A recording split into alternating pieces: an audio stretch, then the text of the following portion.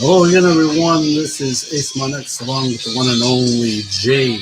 We welcome you to another edition of the Wrestling Weekend Recap, where we give you the good, the bad, and the latest inside news from Monday Night Raw, Friday Night SmackDown, and of course, when it comes to the Wednesday Night Wars between NXT and All Elite Wrestling, featuring as well Impact Wrestling. And of course, this is the time where we talk about our disclaimer. Due to the nature of this program, everything that we speak here is strictly our opinion and does not necessarily reflect the views of the platform that we're on or the wrestling companies that we talk about.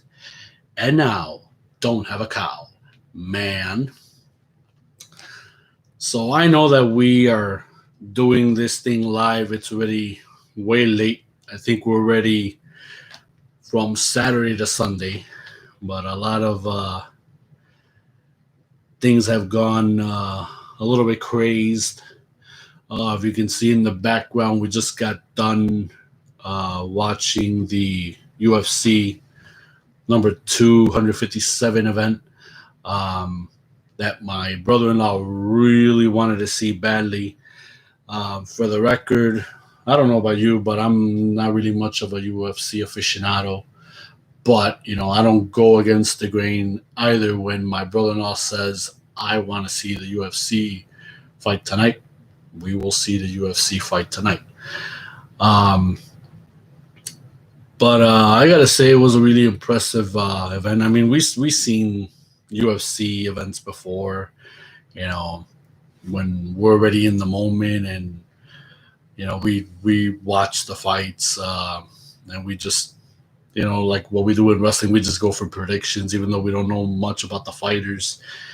And we read, everything that's on the record, the wins, the losses, who's in favor of the champion, who's in favor of the ex-champion, the underdog,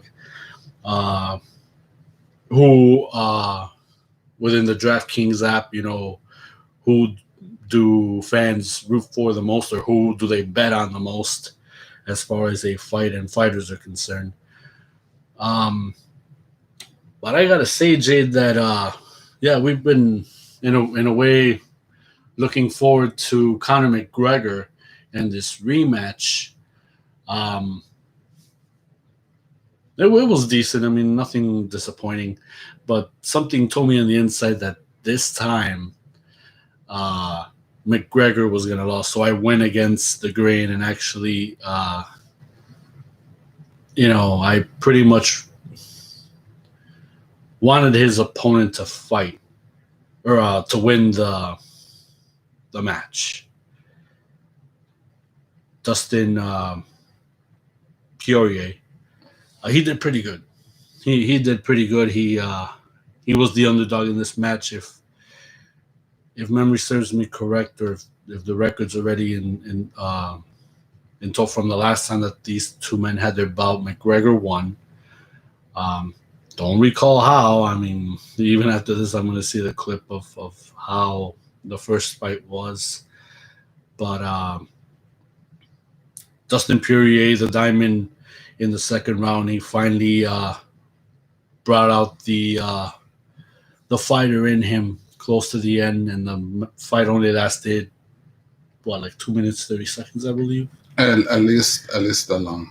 Yeah. So that fight was decent. The one before that, supposedly the debut of Michael Chandler, was made in this event.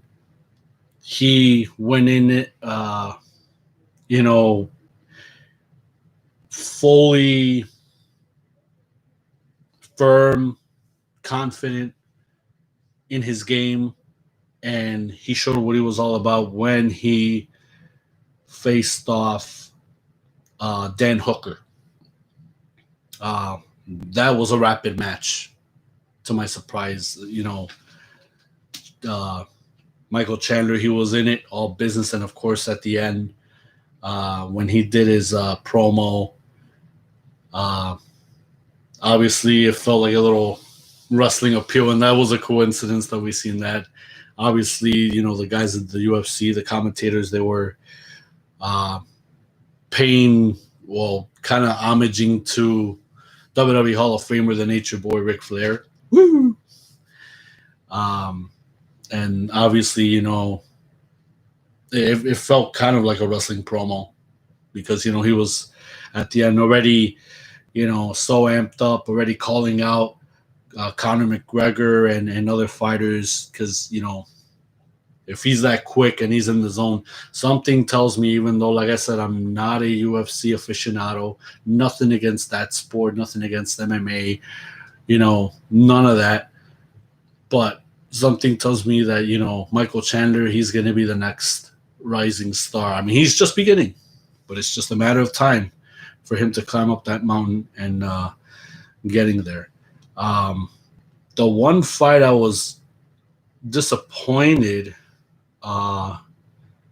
with the women, obviously, I thought that that Jessica Evil Eye was going to defeat Joanne Calderwood, and it didn't went that way. And that's another underestimating, the underdog in this match. I seen some good spots that Calderwood took, and she defeated, to my surprise, Evil Eye. So nonetheless, just to make this short, the event was pretty good. Nothing to underrate or complain about.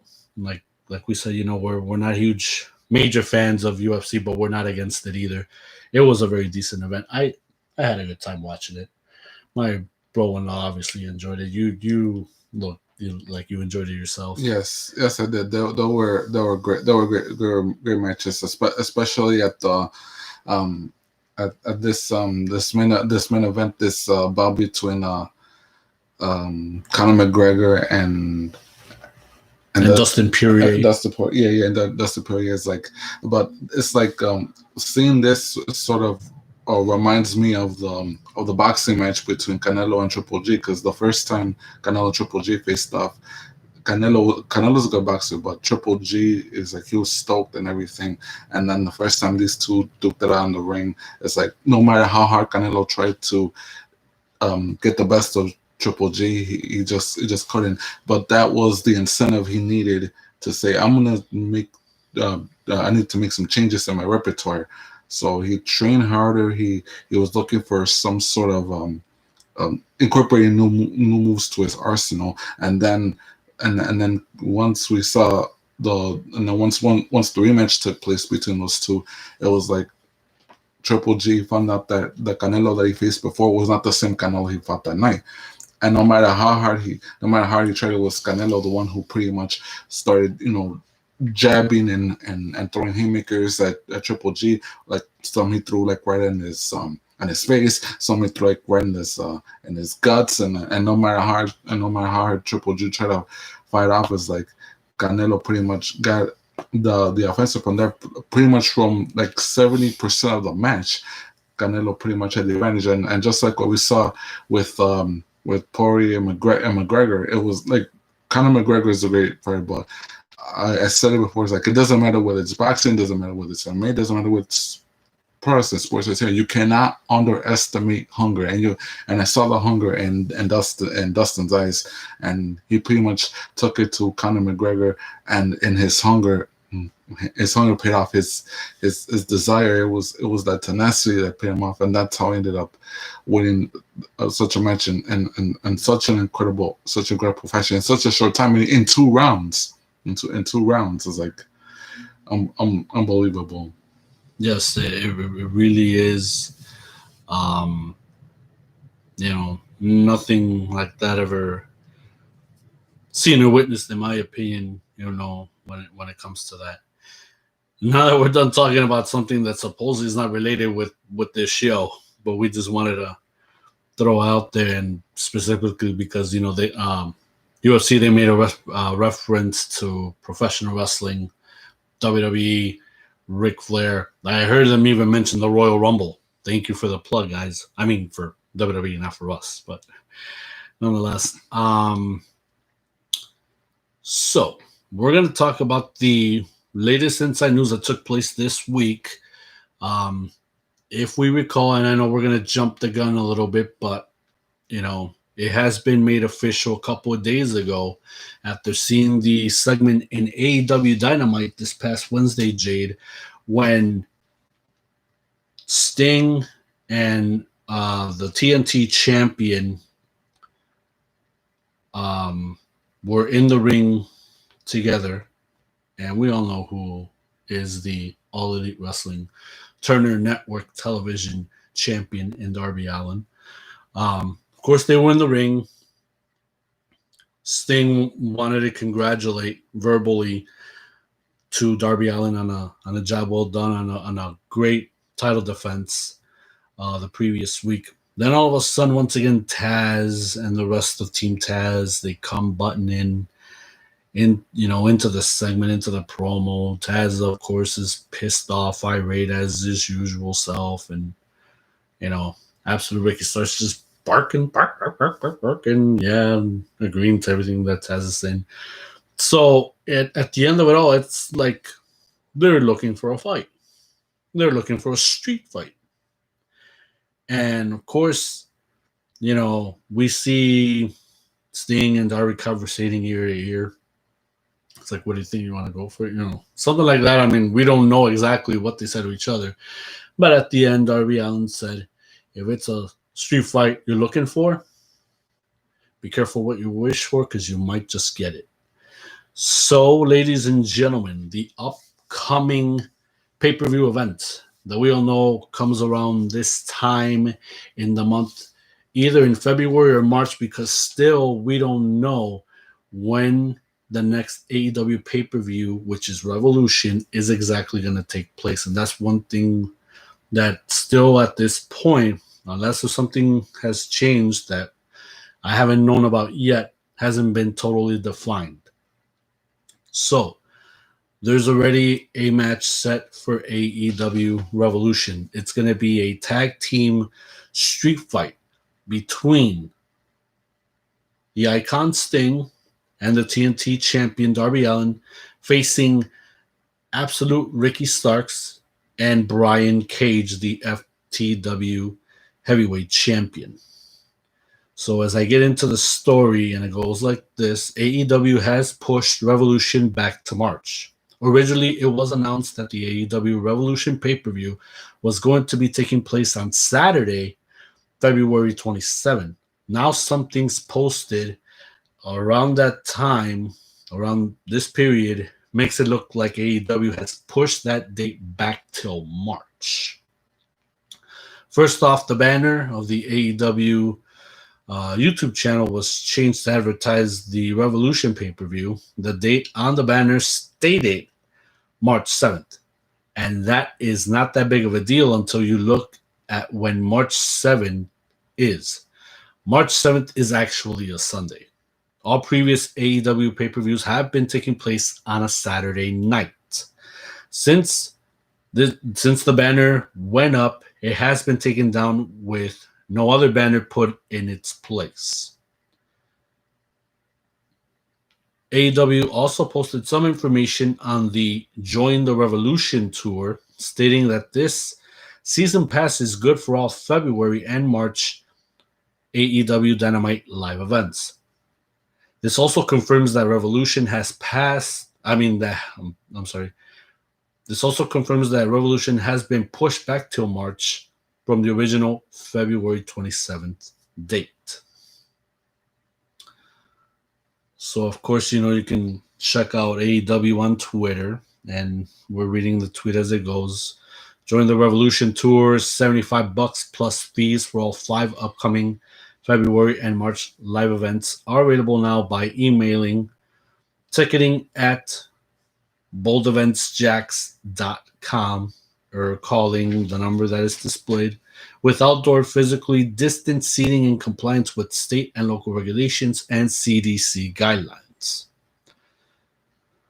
AEW is teasing that the first match will be announced for Revolution, so maybe there will be more information on the date of that announcement.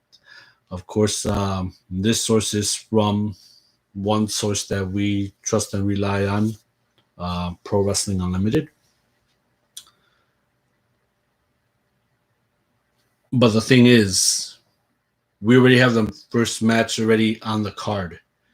A tag team street fight, Icon Sting, TNT champion Darby Allin against Team Taz members Absolute Ricky Starks and the FTW heavyweight champion, the Machine, Brian Cage. Jade, your opinion on this fact? Well, this all stemmed months ago when Taz was trying to pretty much convince, I could call it, convince Darby Allin to side, but Darby said no. Like what you stand for and what I stand for is obviously good thing. This is an issue has been brewing for months, and it got intense ever since last December. The moment we see the emergence of the Icon Sting onto the AEW fold, and so far from what has transpired, it just goes to show that there is mutual respect between the Icon Sting and the TNT champion Darby Allin. However, the only one who clearly has a gripe with what's going on is clearly Taz, which is why Taz has his team. He has Powerhouse Hobbs. He has the Machine, Brian Cage. He has Absolute Ricky Starks. But to this day, is like there is still like there is a hidden issue between Taz and Sting that needs to be resolved, because it's like you pretty much have the like for years you talk about the face who pretty much he was the flag, you pretty much the flag bearer of WCW, and then on the other side you pretty much had the flag bearer that pretty much was the face of ECW. But it's like there is a certain, I'm gonna call it professional hostility between Taz and Sting that probably needs to be brought out, as to say, okay, we're obviously from different. We obviously come from different worlds, because Sting. I mean, Sting is a great superstar. Well, I'm gonna say multi, but he has been world champion like numerous times. Sting. 9-time world champion. 9 times, yes. Sting has been a 9-time world champion. He pretty much, he's the colorful guy, and he puts on the makeup. He gives the fans a show. On the other side, we see Taz. Taz is pretty much, he's gritty. He likes to, he likes to, not I want to say he likes to wrestle. He likes to fight. And that's pretty much it's more like a fighting type of wrestler, because even because the difference, because unlike Sting, Taz only has been, I guess, champion one time. He has been a one-time. He has been a one-time ECW champion. I don't recall if he actually won any titles in WWE. Maybe the Hardcore champion. I could be wrong. Probably the Hardcore title. Yeah, but nonetheless, that's where it stands, because you see one guy who's pretty much a superstar. You pretty much see another. Well, Taz is a legend. However, he's not at the caliber of a major superstar. But I think before and I'm gonna say right now, the issue between Taz and Sting and Team Taz and Darby and whoever else is involved is far from settled. But what are we gonna expect to see a revolution coming up weeks from now? It's like we're gonna see.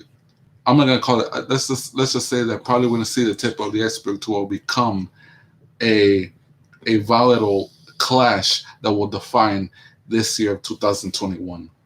Right, and then of course there's actually a follow-up to the first story that I just talked about, so I might as well get this out now. Still from the source of Pro Wrestling Unlimited. It states the Icon Sting will compete in AEW. Earlier that day, there was some confusion on the date for AEW's next pay-per-view. It was previously announced for February 27th, but new advertising showed March 7th. Regardless of the date, the first match was announced for Revolution. It says, AEW announced that Sting will team with the TNT champion Darby Allin to take on Brian Cage and Ricky Starks of Team Taz in a street fight. No other details were given for the match or show. This stems off of Taz saying he is from them streets. And then can Team Taz take this fight to the streets? We all know Taz. I mean, we've seen him in ECW. I mean, this is something I as a fan can't even take away from Taz. You got to recognize how Taz became Taz. When he first started, he was the Taz Maniac. We never got to see him around that time. We got to see him around when Taz did his thing in ECW for a little bit before he left and went to WWE. We got to see him kick ass in WWE. But now with the network and everything, we actually got to see how good Taz really was. He always had it in him. You know, no disrespect. I mean, the small guy who can kick ass, like if he was in UFC or, you know, MMA or whatever. Ultimate fighting. That's the term Paul Heyman would describe Taz as, the ultimate fighter. And indeed, Taz was the ultimate fighter for their time in ECW. My goodness, I mean, I never even in my wildest dreams would ever think of seeing Taz going up against the man up in the heavens, one of the legends of all time, Bam Bam Bigelow. And that fight, legendary, kick-ass, memorable. Out of all the many fights that Taz has had over the years, that one was truly epic. I mean, in my opinion, truly epic. It really was. So, can Taz, does he have another fight in him to take it to the streets? I think so. Probably he's been reserving this for when he felt that the opportunity was right. So, it might be in him. He might get into the fight. You'll never know, but I'm pretty sure he's going to be out there to make sure that his men carry out the deed and destroy Allin and the Icon for good. I guess we will only see how all of this will go down. But yeah, as we continue, so far, this is the only thing announced for the AEW Revolution pay-per-view. Before Revolution, AEW still has the Beach Break show in 2 weeks with some big matches set for that show as well. And we'll get into that, of course, as well, and run into and talk about that card. I believe so far they only mentioned Dr. Britt Baker against Thunder Rosa. Mm-hmm. Yes. Was there? They said a couple of matches. Was there another? There was another match at it. Yes, a tag team battle royal, and the winning team gets to challenge the Young Bucks for the tag titles of Revolution. Do you know which tag teams are involved? They have no mentioning yet. Oh, okay. All right. So we got something for Beach Break. Those two matches. But there is a segment though. As much as none of us were enthusiastic about it. Mm-hmm. Yeah, that would be then that because Beach Break will be the night where Kip Sabian, Superbad Kip Sabian, and Penelope Ford would say, "I do." Oh yes, their wedding. I don't want them to get married, damn it. I'm saying that because I'm a sucker for Penelope Ford. I mean, she's damn cute, gorgeous, and Kip Sabian is a punk. The only one I feel sorry for the moment. Well, other than you, well, you're second, but the one person I feel sorry for the moment in this scenario is Chucky T. Oh yeah. He's not Chucky T anymore. He's Charles Taylor. Yeah. Although I like the name Chucky T better, or Chuck Taylor, one of the two, because that's what he's known for ever since the Ring of Honor days, before the whole best friends deal ever got together. Okay, more on the inside news. So I've been reading this correctly, and I can't believe that they made this move, but I don't know if they were on time constraints or I don't know what the heck. But supposedly, with as we talk about NXT, turns out that the Dusty Classic for men and the women, some matches are going to take place on 205 Live, and this is the report that is stated. So, two Dusty Classic matches will take place. Well, took place this past Friday. We got to check that out. This week, the first round of the Dusty Rhodes Tag Team Classic wraps up as the women's tournament kicked off. Interesting thought. One match from each tournament will be took place already this past week on 205 Live. WWE has announced that in the men's tournament, Timothy Thatcher and Tommaso Ciampa will take on Tony Nese and Arya Daivari. In the women's tournament, Candice LeRae and Indy Hartwell took faced against Gigi Dolan and Cora Jade. Do you remember who those girls are? Yes. Or who they used to be? Who they used to be. Because, of course, the news broke out before NXT aired this past Wednesday that there would be 3 new signees for NXT as far as women are concerned. They mentioned Gigi Dolan, Cora Jade, and they mentioned what more? And I apologize, I don't remember what was that name, but like those names are fresh to me. And I only just am familiar with one of them because one of them used to go by the name of Priscilla Kelly. And I think she could be Gigi Dolan, but I don't totally remember, but I'll get to the bottom of it once we get into it. Okay, so history was made this past Friday on the edition of 205 Live as Gigi Dolan and Cora Jade combined forces going up against Candice LeRae and Indy Hartwell in what was the first ever women's match on the Purple brand, while Tommaso Ciampa and Timothy Thatcher teamed up against Tony Nese and Arya Daivari 2 days after nearly tearing each other to shreds on NXT in the Fight Pit. Now, I guess we'll just get into it now. The Fight Pit, man, these guys, man, they were ready to tear each other to shreds up in that pit, man. It was gruesome.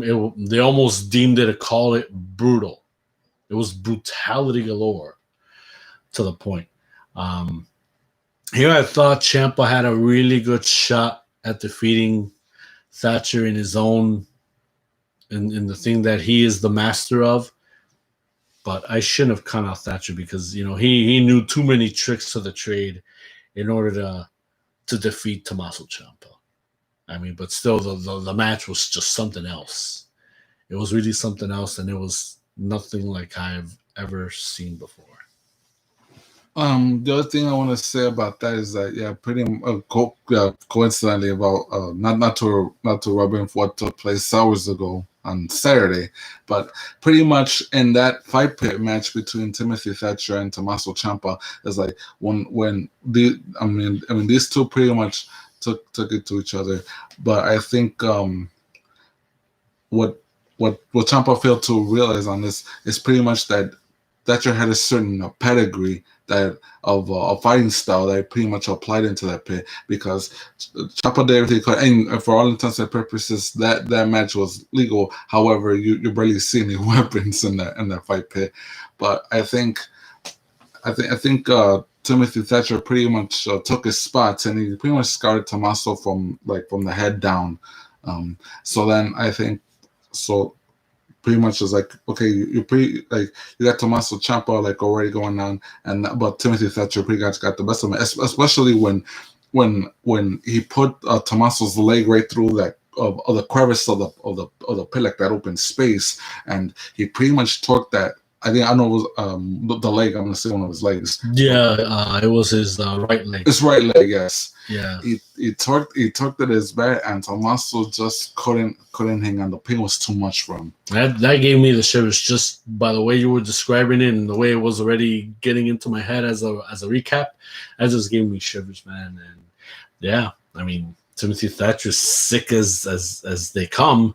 He found a way to make Tommaso Ciampa tap, but at the very end of it all, they were still, as tired as they were, as hurt as they were still not that far away from each other, eyeballing each other like, hey, respect. There was respect right there, you know? These two men, they went at it. They gave it their all. Timothy Thatcher, the better man, won. And it was him. And he showed why and how it had to be done. But at the end, there was respect. Obviously, then there wouldn't be a reason for these two to be a pair, supposedly, for these matches. And I'm surprised after hearing them, and I don't know why I left this in the back burner, but now after this, we're definitely going to watch those matches and how all of that came about. I just want to point out that because of the last minute announcement, I'm gonna say right now, this could be a desperation tactic, because quite frankly, it's like, why are you in a hurry to complete this tournament?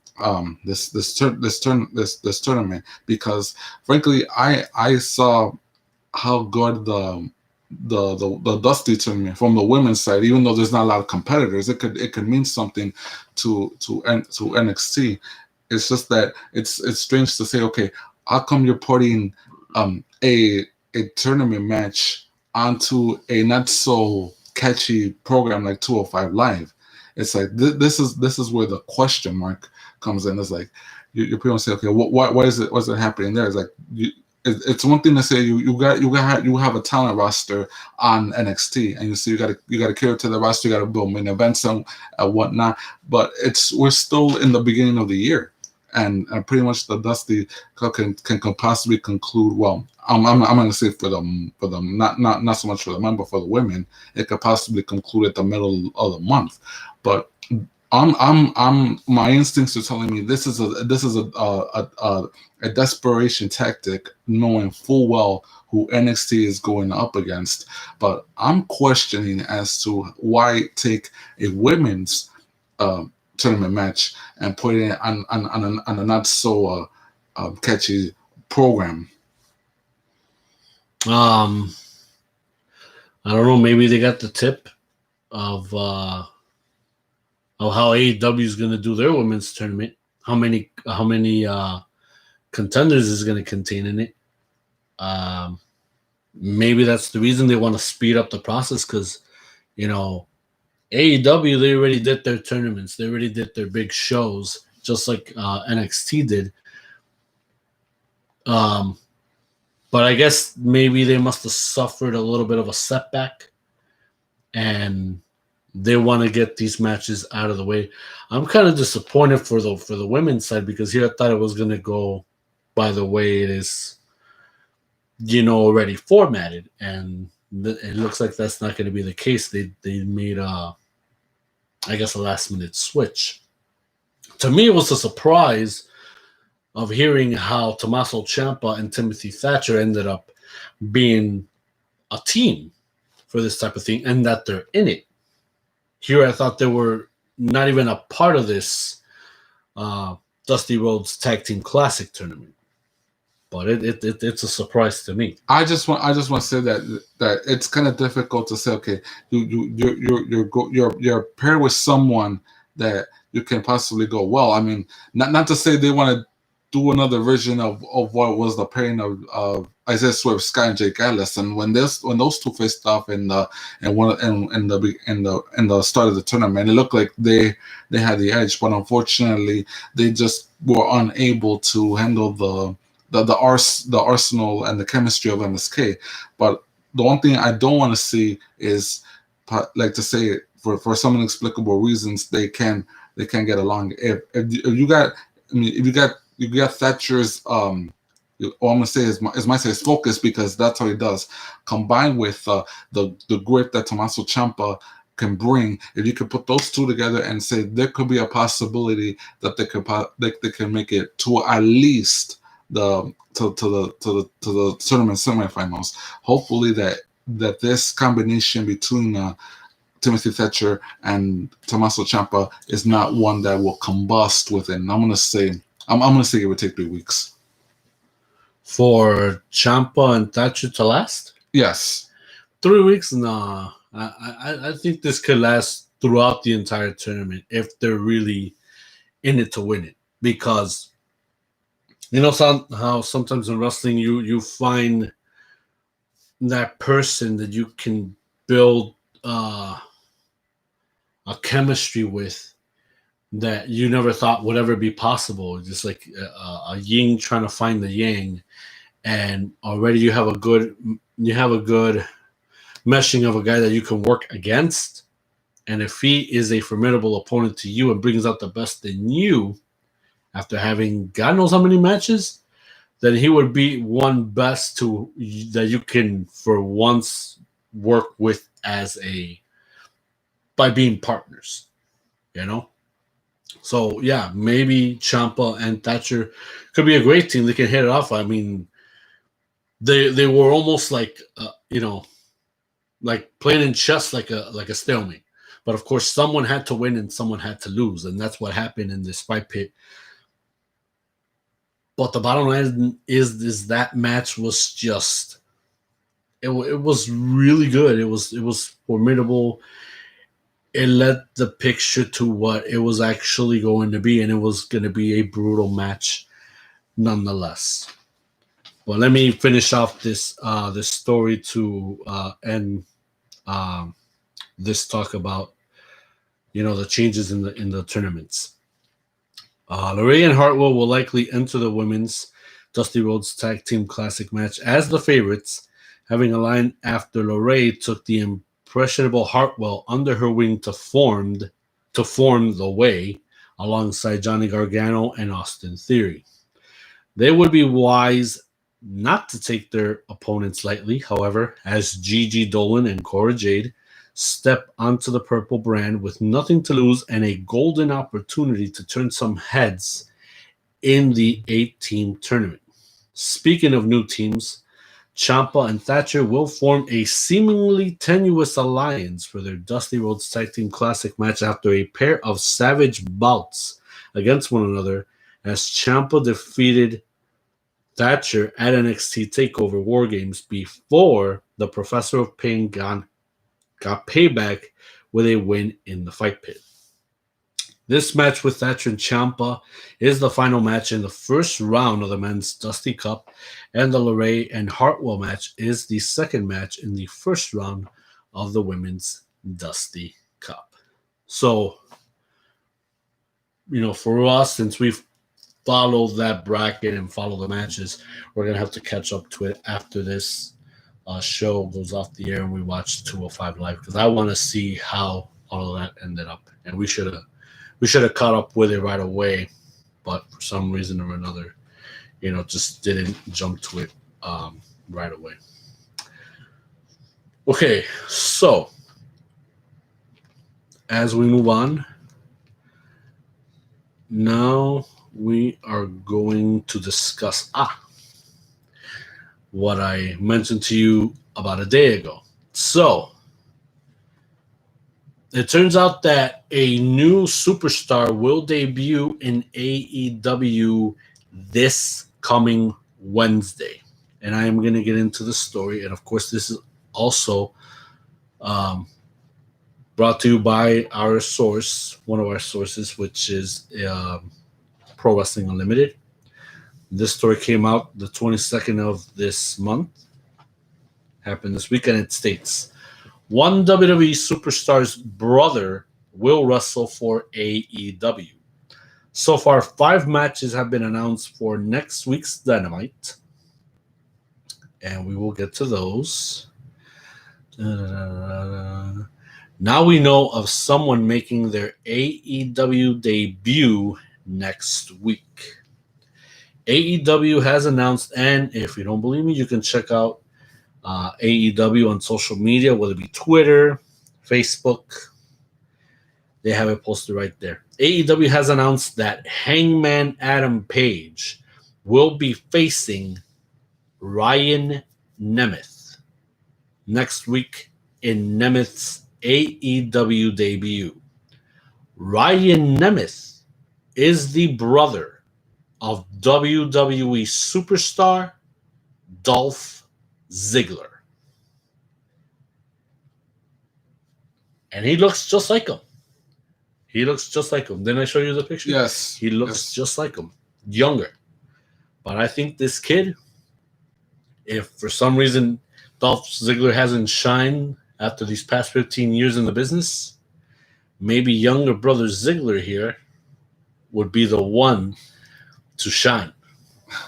Yeah, like I mentioned to you days ago, like when you mentioned to me, it's like, yeah, it'll be nice to see Ryan Nemeth make his in-ring debut against the Hangman and a Page, and pretty much I'm sure WWE will be watching too. I'm pretty sure they heard of Ryan too. And I told you that had the scenario been like just like Dolph Ziggler will still be in WWE, and then they signed Ryan Nemeth. So then eventually, you pretty much got for the record, Dolph Ziggler's real name is Nicholas Nemeth. So then I said like you turn Nick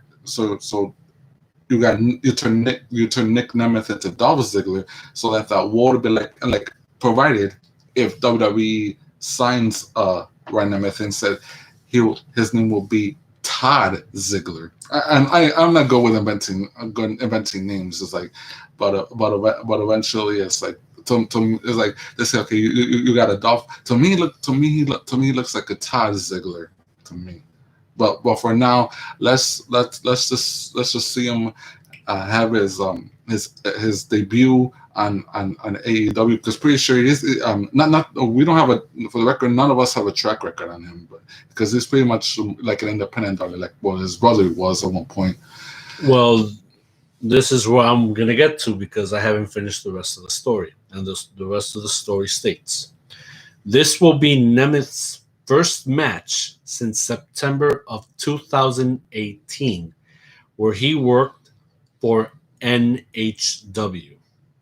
Nemeth only has roughly 87 matches under his belt. He started his career with WWE, working with OVW, Ohio Valley Wrestling, FCW, which is Florida Championship Wrestling, and NXT from 2010 to 2013. So now we're going to have to take a look at the network timeline just to see how little brother Ziggler was at that time. Nemeth has also wrestled under the name Briley Pierce as well. So it's cool that AEW has signed them. Oh, I don't even know if they actually signed them. They haven't even made it official yet. But this kid is getting an opportunity to be exposed on AEW Dynamite, when kids like him, even whether he's related to a superstar or not, they could have been debuting this kid for AEW Dark. And he's getting an opportunity to make the best of this opportunity that he's getting and that he just received. So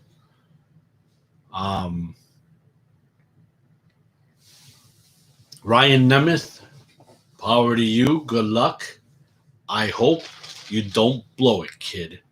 And I'm saying this as a human being, but also as a wrestling fan, because you only get one shot at this and you got to make the best of it.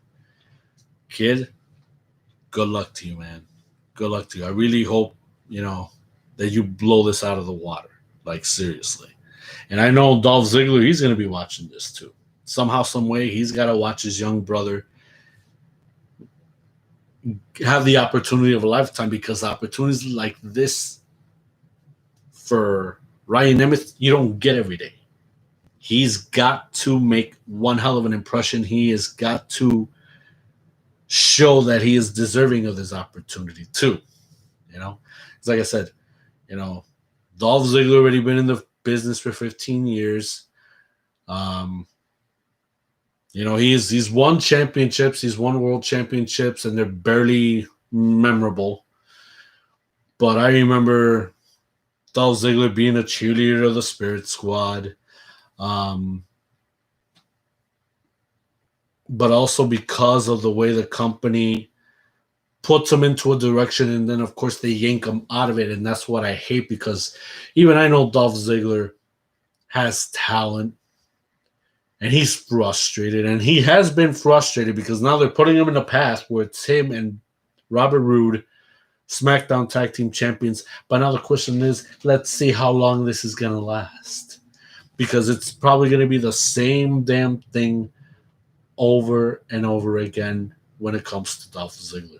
And I just want to point out that, yeah, it goes back to a point, you know, over and over again. The issue right now with WWE is when it comes to creativity, they're pretty much, they're not putting their talent in very good roles. And I gotta admit, I mean, seeing Dolph Ziggler again as tag team champion, we don't even know how many tag team championships he held. With one with the Spirit Squad. That's the only one I remember. Yeah, I don't remember seeing him being a tag team champion with anyone else. Well, I guess except now with Robert Roode. Yeah, now with Robert Roode, who's also at one point, he's no stranger to tag team gold, since his one of his previous partners we know was the Cowboy James Storm, who just made his return to Impact this past Tuesday. But nonetheless, the issue right now with WWE, and it's going to be a good one, is that you have to find a way to put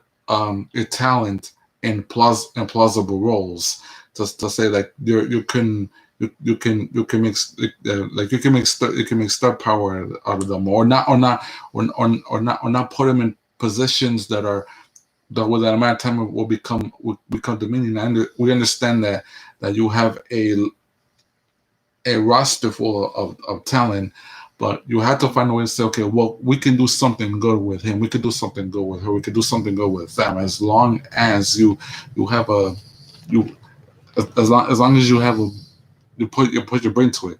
You say, okay, what could we do with it? Especially now, since we're only, I might as well say, we're only a week away from the Royal Rumble, and of course we'll talk about plenty about the Royal Rumble next Saturday, especially because this next week's I might as well plug it in right now. No one will be surprised. I'll let you film the rest. But next week's telecast will be special because next Sunday we're going to be 24 hours away from the Royal Rumble. So keep stay tuned to this channel right here on YouTube. Stay tuned with the Aceman Armageddon channel and our Wrestling Weekend recap, because once we get all the details leading to next to the Royal Rumble, to the Sunday after, that way we can as long as we can put every news in detail and what likely took place at the Royal Rumble. But nonetheless, it has to start now. It has to start when the Royal Rumble begins on the road to WrestleMania. That WWE has to start getting their heads out of their butts and start putting some creative work to ensure that the product gets better. Well, majority for Raw. Yes, because you can't complain about SmackDown. No. SmackDown has been decent as of late. Right. So I gotta put everything in perspective. And NXT's been doing good as well, but Raw is the main issue. Raw needs to be corrected, because otherwise, you're gonna keep getting complaints from the USA Network and the the viewership is down and the stories are not believable. Where is the, well, we got a little bit of adult content, but not as much. But still, yeah, Monday Night Raw is an issue. Mm-hmm. Monday Night Raw is an issue that needs to be fixed. And yes, the creative writers need to get their heads out of their ass for this in order for that to get fixed. SmackDown right now, to me, is the A show.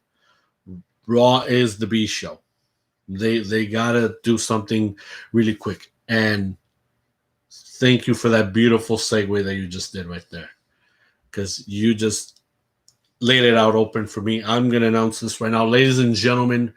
Yes, the Royal Rumble will be a week from this Sunday, and yes, we are gonna do a live reaction of this year's WWE Royal Rumble. Feel free to join us. We are gonna go at it step by step, like how we did with the previous live reaction videos. We did Survivor Series last year, and we did AEW's Full Gear. Those were very successful. We want to thank you for viewing those live reactions, for being there live with us.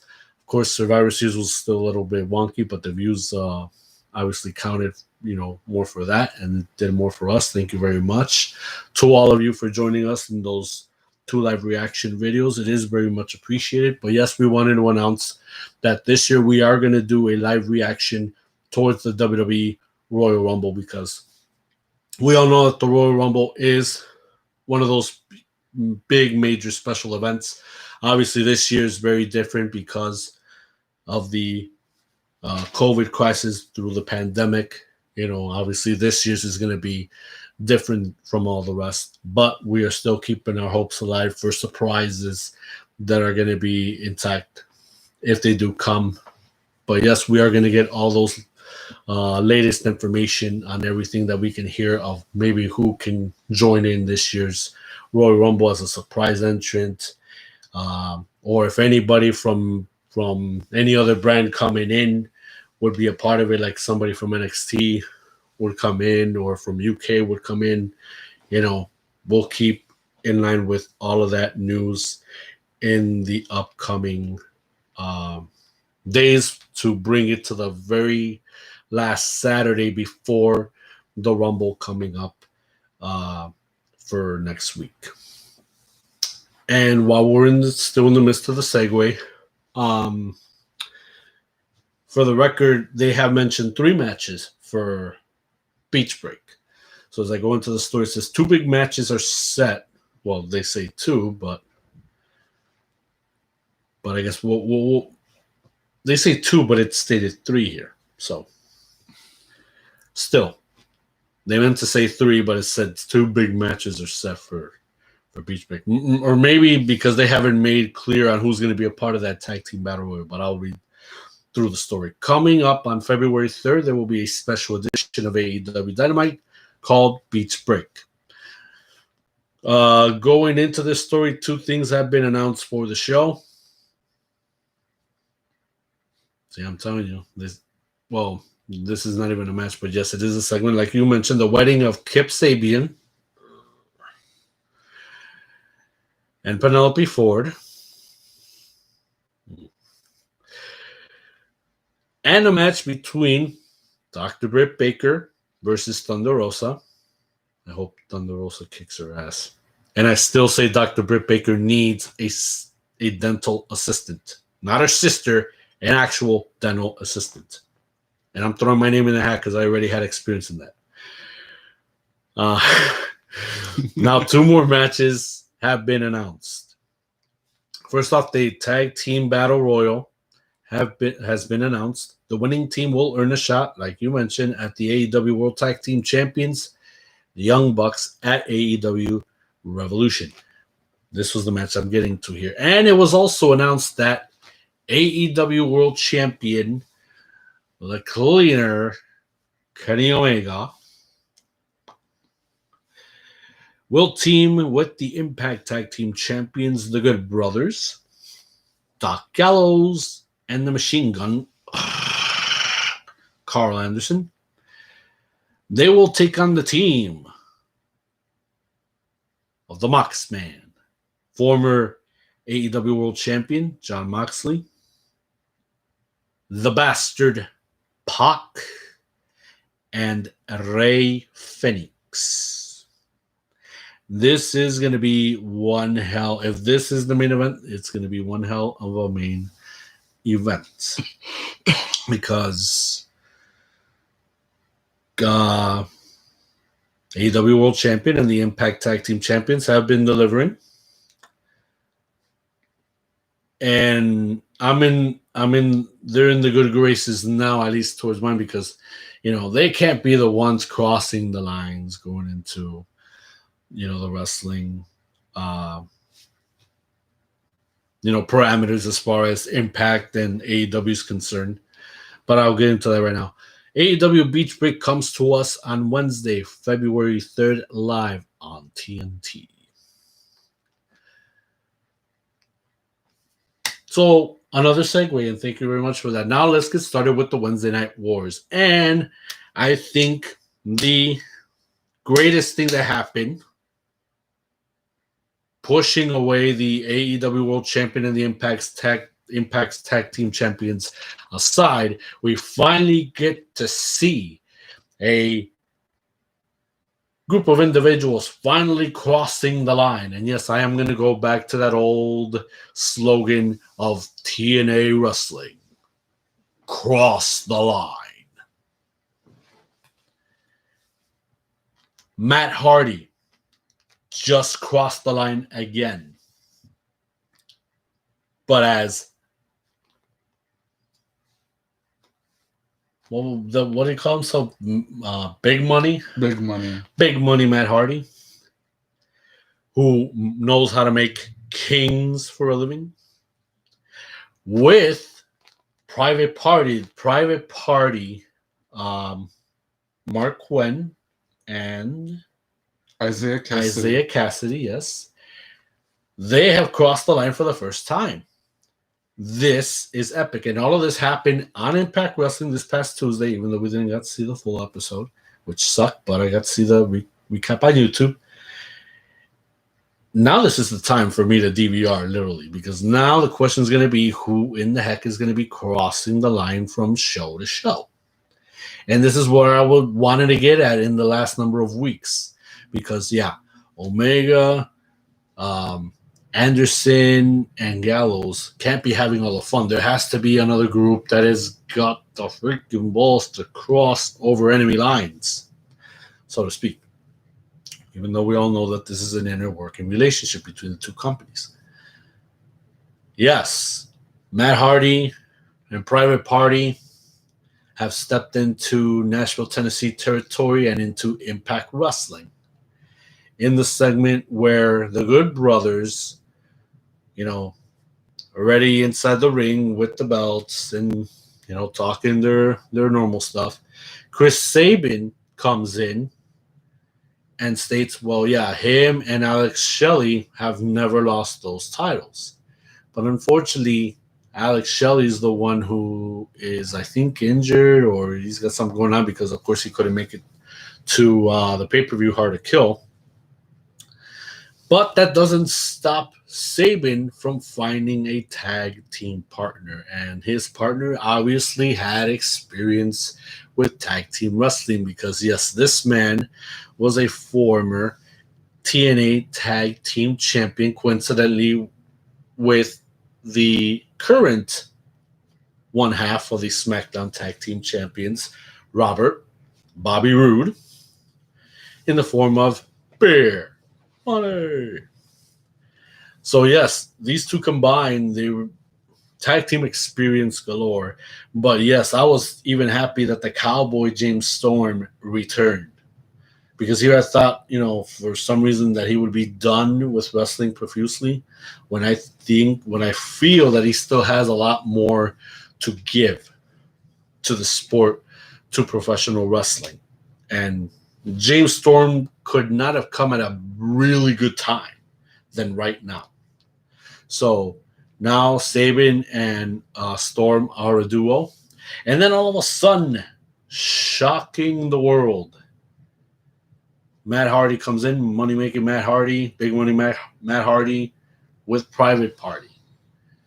They come in and they say, we want the Impact Tag Belts. So then, of course, the match was made. Private Party versus Chris Sabin and James Storm. We saw clips of the match. If only we would have seen it in full. But yeah, something told me that Private Party was going to take it, and indeed they did.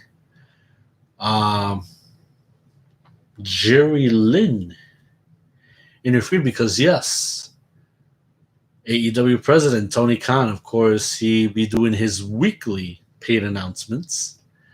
But this time he had a guest with him. It was Tony Khan. And they were there at Impact Wrestling. They were there at the Impact Zone. So obviously they were there to make sure that AEW was well represented by Matt Hardy and Private Party. Because, Tony Khan thinks that, this crop of talent thinks the world of them. Because, one is an established athlete. Private Party is at the top of their game in tag team wrestling.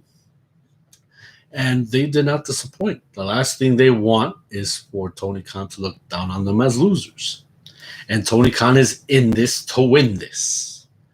And that's exactly what these men have done. Well, the one thing I have to say about Private Party, because the first time I saw this team wrestle, I mean they were a very good tag team, and they're I mean they got a certain talent. They're talented, underrated, unfortunately by the system at AEW, but talented. But I think that now changed now that they're under the tutelage of Matt Hardy, a man who pretty much went through the whole circuit, especially a multi-time tag team champion along with his brother Jeff.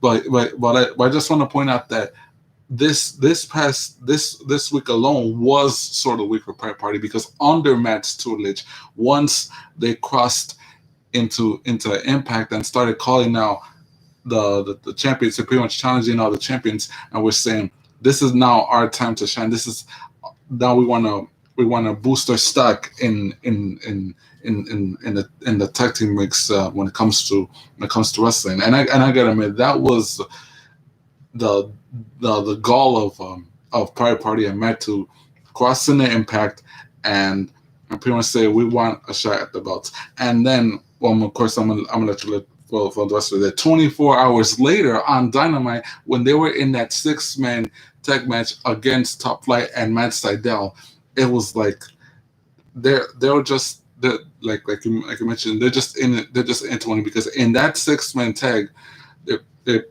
just when it looked like things were about to look dire for Private Party and Matt, all of a sudden at the end, Isaiah Cassidy resorted to knocking down one of the Martin brothers with a chair. But pretty much this week alone, Private Party and Matt Hardy made a message to say, and Private Party said they're in it to win it, and they're sick and tired of being underrated, and hopefully things will look up for Private Party in this year of 2021. The real question is Matt Hardy's investment paying off? Because he's looking as Private Party as an investment in this business. So as we're looking at the clip on YouTube as a recap, I mean, this was really a really good match. I mean, Private Party is getting the shot at more recognition around the world. Top Flight, the Martin brothers, I already like these guys, man. I get a good positive vibe from these guys. Just seeing them in action, these boys are going to grow. These two brothers are going to grow in AEW. They're going to get a lot of opportunity. They already got the exposure on Dark. They're getting a major exposure on Dynamite. I think that's going to be a huge payoff for professional wrestling and the fans itself. But here, as we're seeing this clip right here, we see the turnaround, the heelism from these guys. They're finally accepting what Matt Hardy wants them to do. Now they're seeing where Matt Hardy is coming from. It's like now we're seeing what's the direction that these two guys should follow, where Quen and Cassidy should follow Matt Hardy's um, flow. And right there, Isaiah Cassidy used the chair. Mark Quinn went along with that the shooting star press and got them the win against these guys. And yeah, and of course, in the match, Matt Hardy with Private Party won against Matt Sydal and Top Flight. Still, it was one heck of a match. I like how it started, but the way it ended, obviously, it was expected. I'm not going to say it was predictable. It was expected. And they needed this because this is my opinion. The Private Party needed to go this route because they have to be focused. They need to be on the edge when it comes to getting in the face of the Good Brothers and going after the Impact Tag Team titles. They need to be in a different frame of mind. I mean, Anderson and Gallows are no pushovers. These are two mean guys, and we know their history in tag team wrestling. They've been tag team champions in Japan. They've been tag team champions in WWE, and now they are currently the Impact Tag Team champions. We know how good Anderson and Gallows are.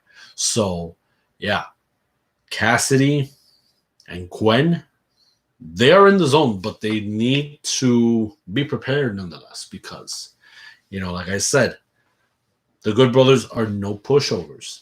They will beat you up, and they'll let you.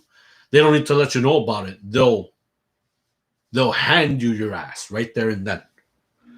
So, yeah, that was a really good match. Of course, we witnessed Jon Moxley calling out everyone after he defeated Nick Comoroto, which you call Berserker Jr. because he's got the look of the Berserker. Yes. But yeah, Moxley's already feeding that, the landscape of pro wrestling has changed. He's challenging anybody and everybody. Doesn't matter from what organization you are. If you're an Impact, AEW, doesn't matter. Jon Moxley is ready. He is ready for you. The angle with, of course, the Young Bucks being duped by Kenny Omega and Don Callis. I'm starting to hate Don Callis more and more every day. It's like he's going back as the Jackal in a sense. But he's really good at what he does. That's why he's doing his job as the heel. And what about the picture frame, man? The first time I see it, I'm all like, no, this is disturbing. It looks like a freaking gay couple. Are you serious, man? It's like, no, man. That's just, it's disturbing. And we know that Don Callis doesn't have a 6-pack of beer. We know that. No, actually, that is all it is. Probably that's all he consumes is a 6-pack of beer. But we know he doesn't have a 6-pack. We know how chiseled Omega is, but still, I mean, that picture frame is like, what the man? Really? It's like, yeah. But it all goes back to Roddy Piper said to Hogan one time when they were here in Chicago. And we can see the future into Omega and Callis. These guys are going to be ex-lovers, former lovers, now lovers. Doesn't matter. Still, seeing that picture, very disturbing. We already talked about the angle with Sting, Darby Allin, Team Taz, the street fight. That match is going to be official for AEW Revolution, supposedly March 7th. But, of course, we will find out along the way. That's going to be the case. I'm starting to hate Jade Cargill more and more every day with her stank-ass attitude and how she's just a messenger for Shaq. Of course, Shaq is too much of a man to show up when the time is right, and that part I get. And like you speculate, they're building this up really nicely until you deem that, when it's summertime, that would be the time for Shaq to play. Yes. Well, hopefully that it does go that way, because the more I get sick and tired of seeing Jade Cargill's hood rat ass and act, the more it makes me want to see. I want to see somebody kick her freaking ass already. That's what is make me want to say every time I see that woman on the freaking screen. That's how good Jade Cargill is being the heel. Can't wait to see her in the ring to get her butt kicked and for her to kick butt. So this should be a really good build-up, and this should be a sweet payoff for when the time is right for this to all be cashed out. So I know now we're going to see a pattern. Every time Cody comes out, she's going to come out. So far, we've seen Red Velvet come to fight for the honor of Brandy, because we all know that Brandy's pregnant, and we hope that she's doing pretty good right now. But it feels like that's going to be the pattern every single week if Cody does come out for something. Doesn't matter if it's a match, doesn't matter if it's a promo, or if he goes by the commentating booth. Just expect that when Cody comes out, she's going to come out. And then all hell's going to break loose, in the hood or hood-wise, because that's the attitude that she has. I think the disappointment on one section altogether is -1's birthday being ruined to a point, but of course there was a redemption of sorts when his old man beamed into him. May God rest his soul. And he threw what he threw papers at again? Was it one of the members? No. I think it was Luther. Yeah, Luther. But still, that's a reflection of his old man, because his old man knows how to throw a freaking pack of papers to those that deserve it. -1 lived up to it, and hey, it's like seeing reflections of his old man. But also, how Long John Silver, was down on one knee after the match that they had, Heyman and Dark Order, against whoever their opponents were. How they were down to one knee and just basically asked, "Are you going to say yes by joining the Dark Order?" And of course, we're going to get into the angle right here of the recap and seeing how members of the Dark Order are facing Chaos Project, and seeing Serpentico get on Alex Reynolds, member of the Dark Order. And yes, of course, TH2 joined Chaos Project in this 8-man tag. The 8-man tag was a really good match for starters for this past week's Dynamite. It's a really good opener. They were laying good spots. The sequences was just all over the place between these guys, and of course, leading to the point where it was stationed for Luther to be all over -1's birthday cake, and right there, the kind of like a flatliner move, and his face ended up on -1's birthday cake. I'm like, oh, come on, man, really, on his birthday cake? That thing looks delicious, and it's ruined. But then, of course, Reynolds and Silver finishing up the match, and of course with the buckshot lariat from Page, as we're seeing here, and Reynolds gets the pin and the win for Dark Order and Hangman Page to win. It was precisely Page, Silver, Reynolds, and Colt Cabana from that side. Of course, going against Luther, Serpentico, Angelico, and Jack Evans. It was a very good match. It was a really good match.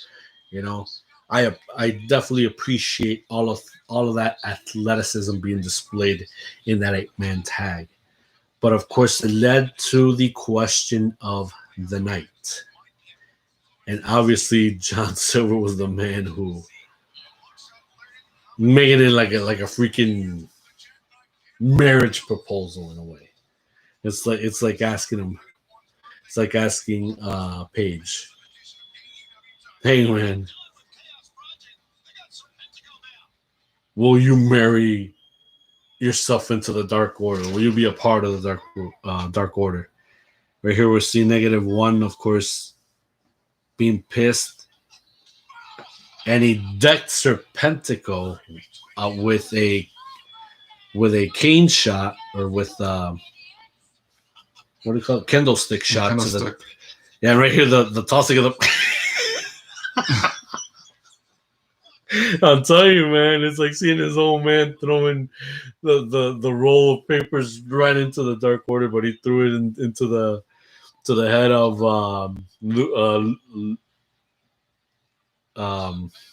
what's his name? Luther. I was gonna call him Lucius because I always make a mockery of these guys. Yeah, right now we're seeing, of course, Silver.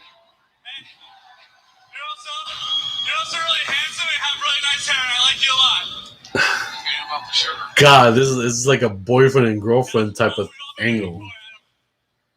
But of course, you know, like I mentioned on BTE, John Silver, he's a heck of a. There it is. You know, a heck of an entertainer besides a wrestler. And of course, you know, Paige playing along, and we know how good Paige has gotten over time in the last year, couple of years, 3 years, doesn't matter. He got better as an athlete. And right here's the downer. They went ahead when Paige said no. These guys are like, kick the heck back over there. So yeah, they screwed up. He didn't say yes. I had so much fun with you guys the past few weeks and months. But it sounds like a breakup here. And I tried to put this off for as long as I could, but you kind of forced me into it for this week. But honestly, I've done the group thing before. And referring to the Elite and the Bullet Club and all that. I'm so sorry. I'm so sorry. Well, that's not what I don't know.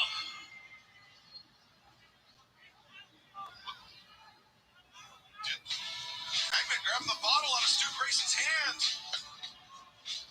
It's like Hangman and Page jolted Dark Order at the altar. That's what it feels like to me. It's like, oh, we are at the ceremony. We're at the wedding ceremony, and the question has been popped up. But then I'm talking way ahead. This is actually like a marriage proposal, like no ring, no nothing, but still, it's like it feels like it when John Silver asked him, "Will you join the Dark Order?" And of course, it's like, no, it's been fun. I already been through these group things. I don't mean to, string you guys along. I apologize. It's been fun. I'm going back I'm going to continue my route. And of course, John Silver, it sounded like, no, he won't accept it. He's not going to accept it. At least for the rest of the Dark Order, they're not going to accept this. Like Chucky in Sons of Anarchy. But normally he says, I accept that. In this case, or like when he was thrown to the Chinese, I do not accept this.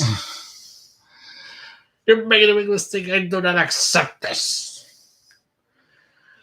But yeah, I mean, the match was pretty good. The angle, obviously, it's only going to get better it's only going to get more comical and more comical when you watch BTE, because that's where you appreciate the entertainment value a whole lot more, because everything entertaining is on there, and everything athletic, apart from the entertaining, is on AEW Dynamite, or for that matter, also Dark. But yeah, that's been going pretty good. Does Charles Taylor have a new best friend? Yeah, forced. We all know that Miro, he is a kick-ass wrestler, formerly Rusev in WWE. As an entertainer, I know Miro has long ways to go, but he is an entertainer too, because he already knows those ropes. But having to force Charles Taylor to say to Orange Cassidy, I have a new BFF. It hurts. It hurts right here. I gotta admit, seeing that segment with Charles and Kip and Miro, the moment they forced Miro to say that right in front of Freshly Squeezed, saying Miro's my best friend now, and of course we're gonna steal a Simpsons line but make it our own. Seeing that, I mean, the way how Orange Cassidy cringed, because he know deep down inside Chuck didn't mean he was forced it, but nonetheless, I just topped it all off by saying the moment he said that, I said a dagger through his heart. Yeah. Yeah, and it does feel like a dagger through his heart. Yeah. It's I mean, how else can it be put? I mean, you just said it right there, and you said it really, really good, the way that it should have been when describing such a scene like that. So yeah, that's pretty much it for Dynamite. Now we shift our gears to the competition with NXT. Well, we've been talking about how good that pit fight was and how brutal that pit fight was between Tommaso Ciampa and Timothy Thatcher. Maybe we should hear this.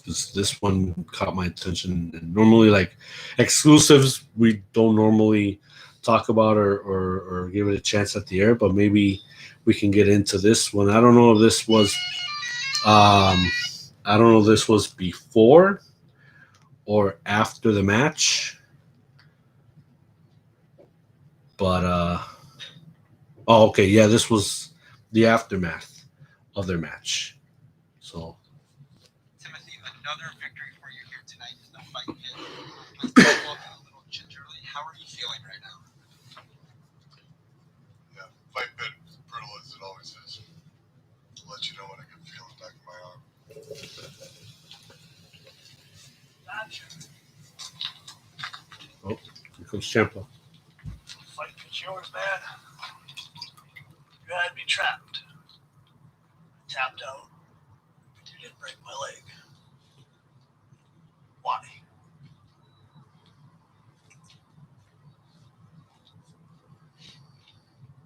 Respect. Hey, How about that? I hear there's an opening in the Dusty Cup. Oh.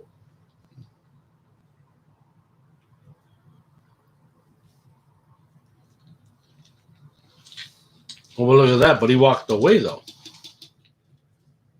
Now, that is crazy, man. That is absolutely crazy. So that's how it came about. And I knew it had to involve respect. See, and I haven't seen this clip yet. We just witnessed it right now.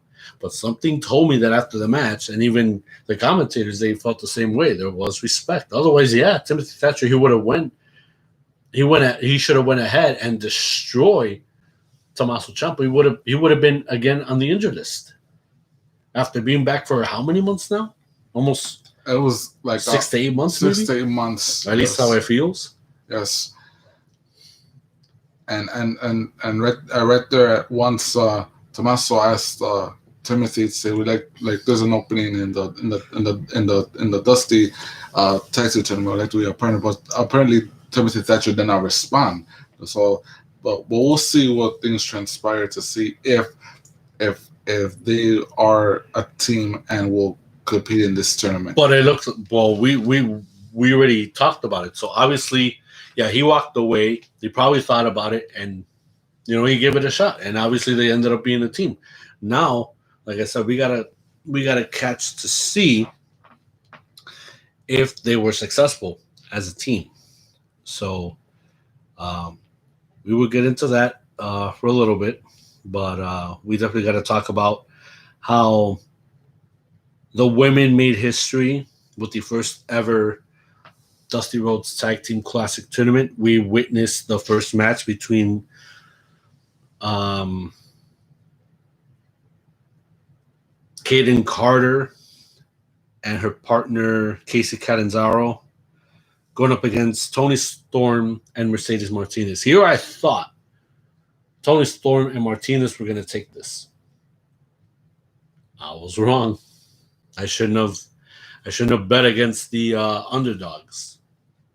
Catanzaro, Carter, they were pretty good. I'm not going to take that away from them. They did fabulous. But here I thought we were going to see the powerhouses go strong in the form of Storm and Martinez. Obviously, it not went in that direction. So, yes, congratulations to Casey Catanzaro and Kaden Carter. Hopefully, you advance. Hopefully, you'll advance in this tournament as we move forward. And, of course, presented by Beth Phoenix, WWE Hall of Famer. It's cool that she was there. I believe this is the reason why she showed up on television after all these months. It's cool that she stays away because of the pandemic and, of course, taking care of her daughter and all of that. So will we see Beth Phoenix again next week?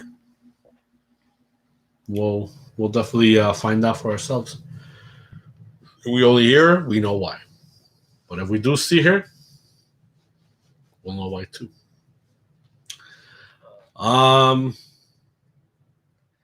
Yeah. I don't know what was Tyler Russ thinking. And I don't know why Malcolm Bivens didn't give him a pep talk before making such decision to go to the GM of NXT, Mr. William Regal, for him to have a match with the colossal Bronson Reed. We all knew that man was going to make him into a freaking flapjack, a pancake. I mean, it was evident. But to Tyler Rust's credit, he went in, he wanted to give it a shot. And he found out the hard way. Never underestimate yourself to get to those levels. Because you're not ready for that level yet. You still got a long ways to go, kid. But also with the tutelage of Malcolm Bivens, this is the thing. Malcolm Bivens, supposedly he is this guy.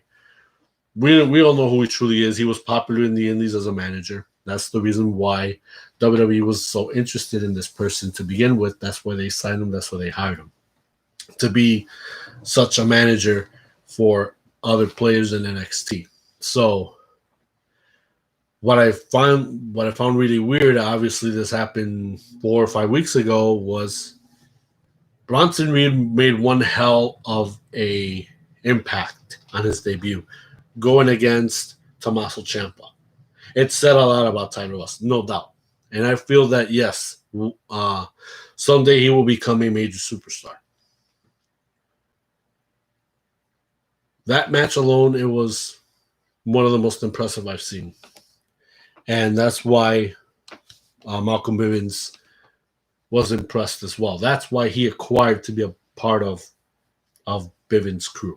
I gotta say that match between Tyler Rust and Bronson Reed is like it was a good match because Tyler Rust gave it his all. The problem was that unfortunately, due to the lack of communication, he thought he was going to get someone less challenging, but unfortunately, he had to take on the colossal Bronson Reed. A very hefty guy, especially with his girth and with his strength.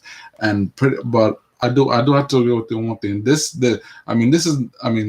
Tyler Rust is discouraged, but he should not be discouraged because hopefully there'll be some veterans they could take down. He'll get his first win, and hopefully under the tutelage of Malcolm Bivens that will take place sometime.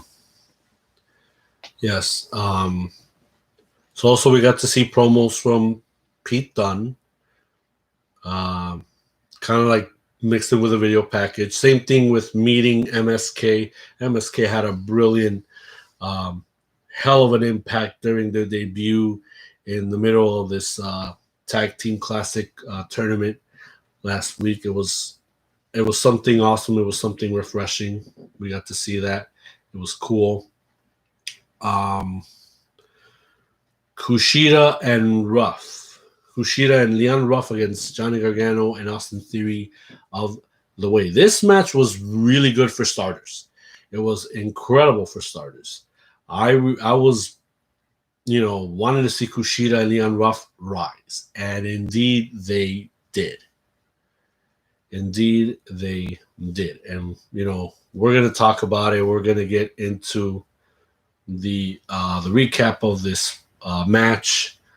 I mean, it was just awesome. We're seeing here Kushida running backwards, and Leon Ruff came up with a drop kick with a flying elbow.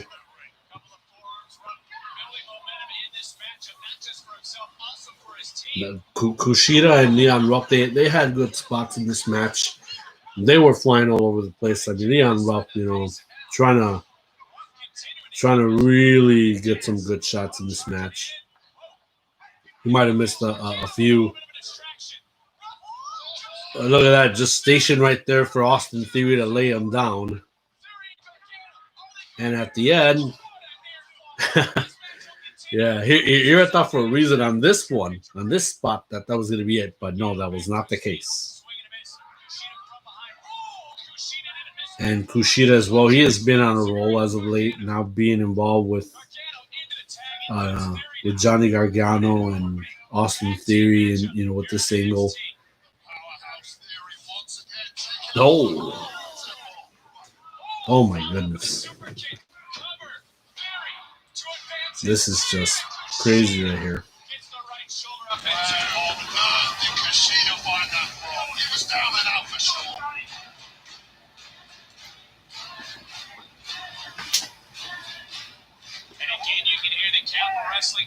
And it seems right here like the way they're already on board of, or they're already on their way to advance into this tournament, that they had Kushida and Ruff made, but Leon Ruff, somehow, some way, he's getting back into this. And look at this. Just wasted on Austin Theory on the outside, and Kushida into Gargano on the roll, but didn't win his way. Kick to the head, but look at Kushida. Look at that. And that was a perfect combination right there. And look at that forearm shot. Look at that modified bridge pin. That is nuts. Kushida this is why he was one of the best Japanese wrestlers, being recognized of his caliber, of his stature, and the country he represents dearly. And that's how Leon Ruff and Kushida advance into this tournament. One thing I could say is that pretty much for Leon Ruff and for Kushida, they have one goal, and that's to ensure that Johnny Gargano and Austin Theory do not advancing this because Johnny Gargano, for all intents and purposes, is the reigning North American champion, and I guess that's the way of saying like, oh yeah, them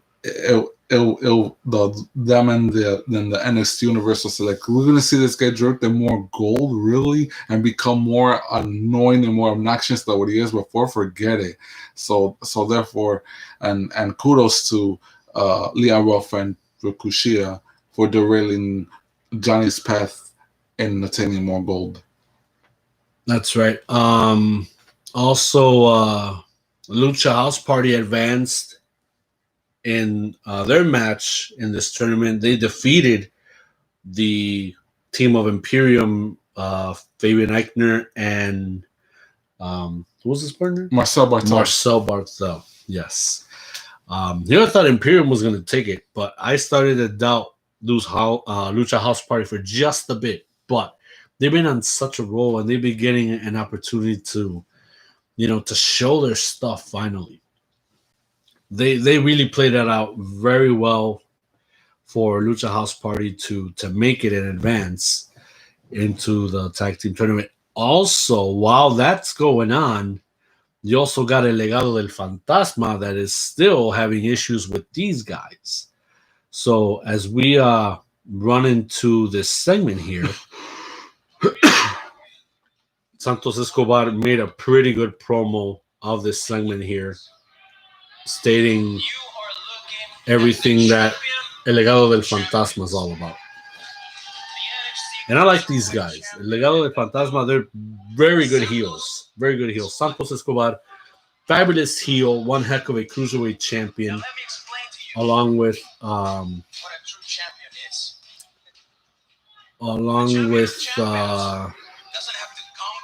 remember the other two guys. Raul Mendoza, Joaquin Wilde, yes.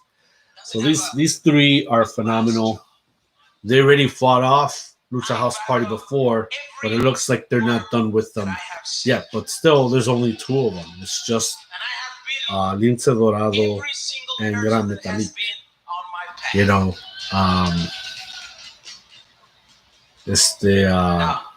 The third guy is not even around. I think I don't know if he's out again or.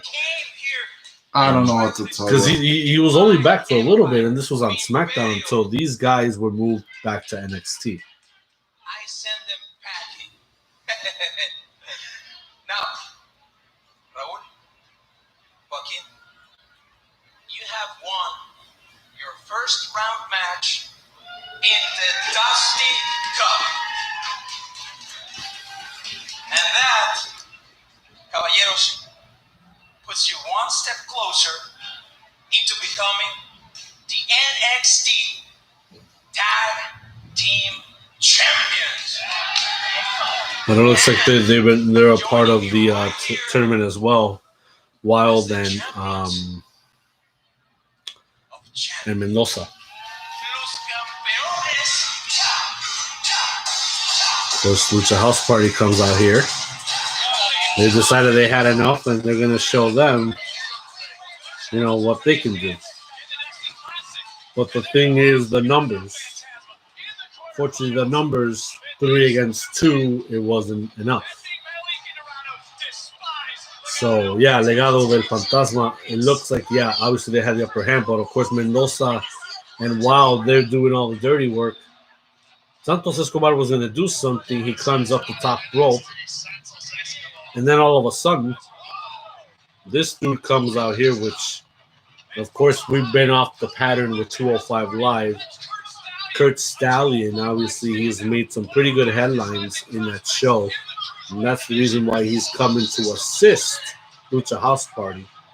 So we might see a 6-man tag up in the works.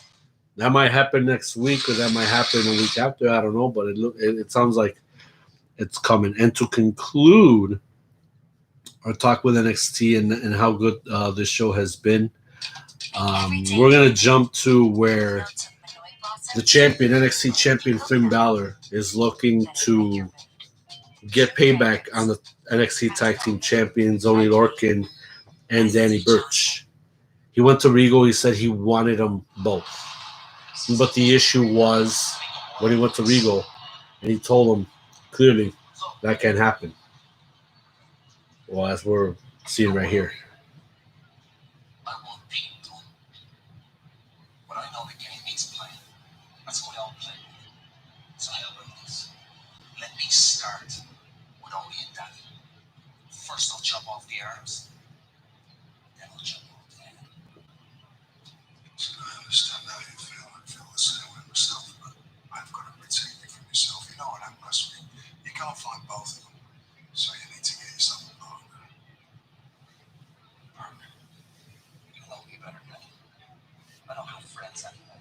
That's the old me. All I have now is enemies. The whole saying. Your enemy's closer. Keep your enemies closer. I love that tip that William Regal gave him. So he knew, Finn Balor knew what he had to do. He had to reach out Look what the cat dragged in, fellas. to an older nemesis. The one who's been having the best bouts as of late. The cat's looking for his payback. Undisputed Era's Kyle O'Reilly. We're all grown men around here.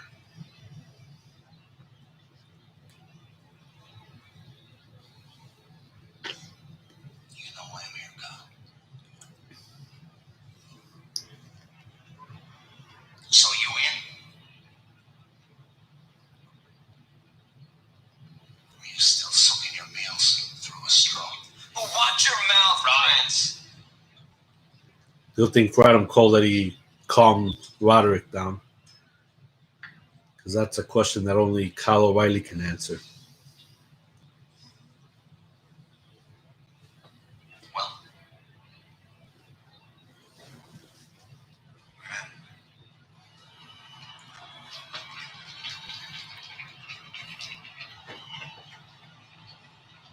see you next week.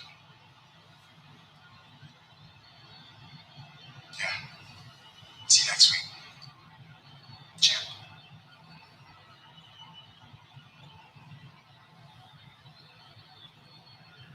I really believe this is one of the best backstage angles that these guys have done.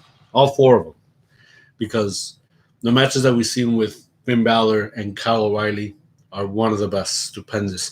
Still, I don't believe it should have been number 10, at least for the very first bout. It should have been somewhere within the top 10, but not really number 10. But then again, at least they were in that, in that list. But yeah, Kyle O'Reilly has been showing his stuff. He's been showing why he should be the next champion, why he should be the next breakout superstar in the Undisputed Era and NXT in general. But I can't wait to see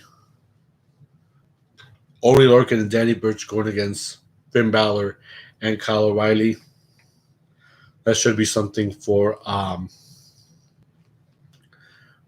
next week, I believe,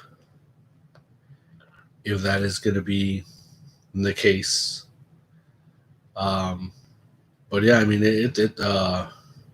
everything that took place this week has just been stupendous with NXT. It's looking pretty good. So while we're on the subject of WWE in general, Raw's been doing somewhat good. I mean, the angle with Orton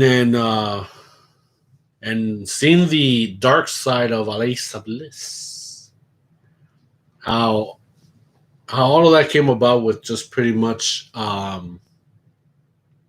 how within a commercial break, that just changes because even you can tell how Little Miss Bliss was doing her lipstick. It's not fully lipped in, if you can catch my drift. It's on. I mean, all the black lipstick is on, but then it's not the best, in detail. But still, the rest of her outfit obviously complements of what the other side of a female fiend should be, but it isn't exactly what I kind of pictured. But it looks like, in a way, kind of like you got a good Harley Quinn and an evil, dark Harley Quinn, and her facing off Asuka, I guess that was the best way to bring out this other side of her. And now we just gotta wait to see what the heck is gonna happen next in that angle. Of course, Randy Orton did a very good promo to begin with, being in a kind of like a masked luchador type of covering, even though you can tell the redness parts of his face, after that, having to deal with that missile fireball that went across him, the previous week. And, no, that was a really good promo.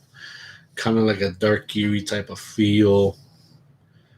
Saying that, he should have never felt compassion to begin with. He could have done something brutal, but obviously that was not in him at the time. The segment with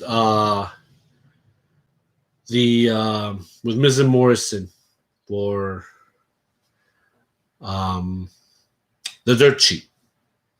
They said that they would promise Goldberg and the WWE champion Drew McIntyre. Turns out that wasn't the case. They brought in Gilbert. And it's cool to see Gilbert back because, of course, he went through something the previous year health-wise.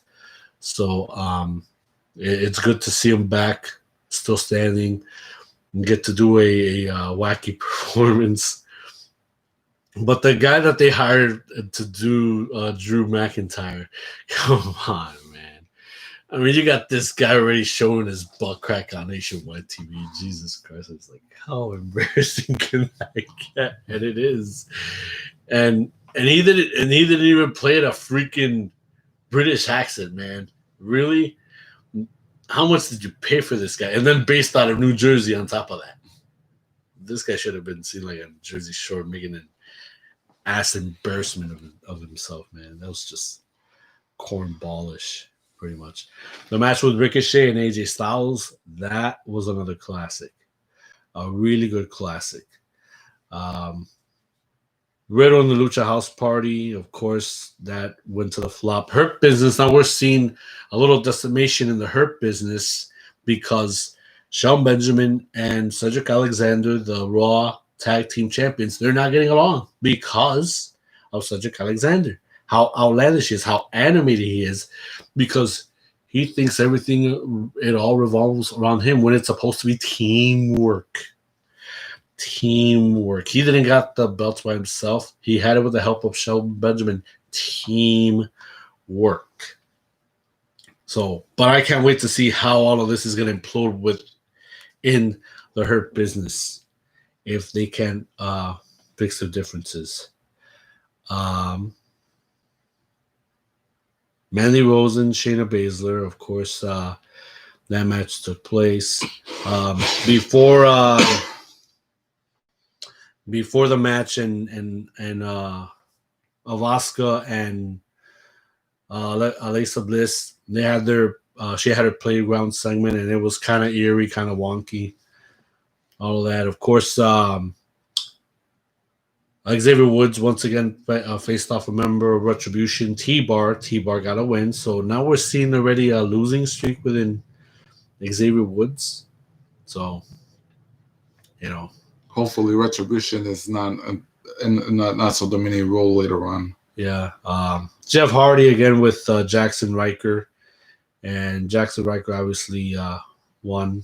Jeff Jarrett was a special guest trying to weigh in on who he thinks will win in the Royal Rumble match between Goldberg and Drew McIntyre for the WWE Championship. So that was Raw. SmackDown, another SmackDown, a decent show. We've seen the obstacle course. Puny segment for the record, because everybody knows who was going to win that obstacle course. Yeah, but we also knew who had practice. Bianca Belair, obviously, she's all about practice. So obviously that took place, and she did great. She did phenomenal. That's all I got to say about that segment. Puny, because who's really trying to fool? Not me. I wasn't fooled, not even in the slightest. Right. Kevin Owens had a very heartfelt promo talking about his father and his grandfather, how, when he was making it to the big time, they weren't there to see it. But I know now, with the segment that he's on, they're seeing it from the heavens up high. That means something. They started out the show, of course, Roman Reigns and Paul Heyman coming out. Jey Uso wasn't there at the time. They challenged Adam Pearce. Pearce came down, but it was Roman Reigns that told Paul Heyman to challenge. Well, not to challenge literally Adam Pearce for a fight, but to use his powerful verbiage on the man. And this is what happened, and that's what he told him afterwards once all of that was said and done. Also, the Riot Squad had their match with the champions, the women's tag team champions, Asuka and Charlotte Flair. Once again, Billie Kay's involvement ruined it all, and that screwed it up for the Riot Squad. And yeah, now there's going to have to be some separation with all this. Sami Zayn once again complaining, handcuffing to the barrier, to the barricade with, common signs of protest and all of that. Just so that in the match of Big E and Apollo Crews for the Intercontinental title, he feels that he needs to interfere because, he's been screwed, so he got a little bit of payback. And on top of that was a good way for him to pick his spot. What was a change for the matter, Cesaro and Dolph Ziggler had a good match because Cesaro challenged anybody. He wasn't going to have Daniel Bryan challenge him again. Cesaro wanted to beat somebody fresh. Dolph Ziggler stepped up to the challenge. It was a decent match, but now Cesaro, that's already his second match for the second week in a row, that, he's building momentum for the Rumble. That was very good. The match with the SmackDown Women's Champion Sasha Banks against Reginald. Reginald, to his credit, very defensive, knows how to get away from shots and all that, the majority of the match. But Sasha got some good jabs, some good forearm shots, punches, whatever. It was entertaining. I'll give him that. It was entertaining, even though, it was kind of pointless, to say the least. Of course, Sonya Deville was getting bribed with a fruit basket by the Street Profits. It did not work out, and of course, she took the basket and all that. Dominic Mysterio wanted to do things his way this week against King Corbin. It miserably failed. Back to the drawing board. And then, of course, that led to the main event. Adam Pearce and Paul Heyman. Maybe this was a way of going backwards in a way, but I don't know. Hopefully this doesn't flop the rest of what was a really good build storyline-wise. Hopefully, this doesn't kind of deflate the bubble when it's already getting big, and this is not the point for it to burst, But nonetheless, they used the famous line, "Card subject to change," that had Roman Reigns come out and, get on Pierce. But then, of course, Kevin Owens came along the way, and Kevin Owens got literally some payback on Roman Reigns. Wasted on Reigns, got on Reigns until he put him into the SmackDown commentary table, and that was that. And yeah, I know it sounded like I zoomed through this, ladies and gentlemen, but yeah, it's already getting late and we ran late. So, but yeah, this week's shows, they were pretty decent, very decent. And hopefully, as we get near towards the Royal Rumble, definitely it goes that way. So we can't wait until the Rumble is here. And yes, it will be next Sunday. The Royal Rumble will take place in the famous Thunderdome. It will be on the WWE Network. So far, for all we know, 2 matches involving the championships. It will be Goldberg and Drew McIntyre for the WWE Championship. Roman Reigns will face Kevin Owens in a last man standing match for the Universal Championship. Those are the only matches that we know so far that is going to be a part of the Rumble for next Sunday that will be aired on the WWE Network. So, of course, ladies and gentlemen, that is it on our part.